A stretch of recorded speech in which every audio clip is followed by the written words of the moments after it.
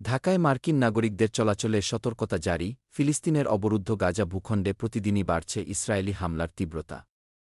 এতে দীর্ঘ থেকে দীর্ঘতর হচ্ছে মৃত্যুর মিছিল। এ অবস্থার প্রতিবাদে ও ফিলিস্তিনিদের প্রতি সংহতি জানিয়ে সারা দেশে চলমান বিক্ষোভকে কেন্দ্র করে ঢাকায় অবস্থানরত মার্কিন নাগরিকদের চলাচলে সতর্কতা জারি করা হয়েছে। সোমবার ৭ এপ্রিল রাজধানীর গুলশানের মার্কিন দূতাবাস এক বিবৃতিতে এ সতর্কতা জারি করে। এতে বলা হয়, গাজা সংঘাতের প্রতিক্রিয়ায় সোমবার ৭ এপ্রিল ঢাকা এবং সারা দেশে বিশ্ববিদ্যালয়ের শিক্ষার্থীরা বিক্ষোভ প্রদর্শন করবে এবং কেন্দ্রীয় গণবিক্ষোভে পরিণত হবে।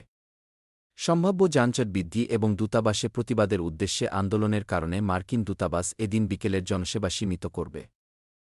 এ অবস্থায় মার্কিন নাগরিকদের সতর্কতা অবলম্বন করা উচিত। বিবৃতিতে আরও বলা হয়, মনে রাখতে হবে, শান্তিপূর্ণভাবে বিক্ষোভ করা হলেও তা সংঘর্ষে পরিণত হতে পারে এবং সহিংসতায় রূপ নিতে পারে। এ অবস্থায় মার্কিন নাগরিকদের বিক্ষোভ এড়ানো উচিত এবং যেকোনো বড় সমাবেশের আশপাশে চলাচলে সতর্কতা অবলম্বন করা উচিত। সেই সঙ্গে ব্যক্তিগত নিরাপত্তা পরিকল্পনা পর্যালোচনা করা উচিত। ডেস্ক রিপোর্ট, বিই নিউজ, ঢাকা।